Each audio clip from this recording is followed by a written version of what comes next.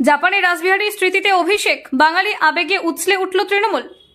Operation সিঁদুরের পর বাঙালি বিপ্লবীর স্মরণ নতুন ভোট কৌশল। সরকারি সফরে না থাকলেও শ্রদ্ধার্ঘ বাঙালিয়ানায় বাজিমাত অভিষেকের।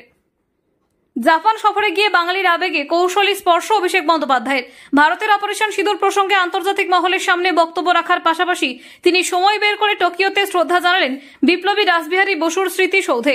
পাশাপাশি রাধা বিনোদ পালের স্মৃতিস্তম্ভেও পুষ্পস্তবক অর্পণ করেন তৃণমূলের সর্বভারতীয় সাধারণ সম্পাদক।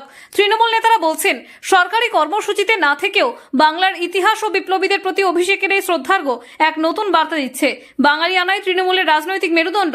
অন্যদিকে বিজেপি বলছে, রাসবিহারী বসু নিয়ে তাদের কাজ নতুন নয়, বরং আগামী মাসেই জাপানে সেই উদ্দেশ্যেই যাবেন সায়ন্তন বসু। তবু জাপানের মাটিতে বাঙালি বিপ্লবীর স্মৃতি রক্ষায় অভিষেকের সরব হওয়া নিঃসন্দেহে তাৎপর্যপূর্ণ, বিশেষ করে যখন সামনে বড় নির্বাচন আর তৃণমূলের প্রচারে বাঙালি আবেগ স্পষ্ট অস্ত্র। আপনারা দেখছেন গ্রামীণ বাংলা নিউজ।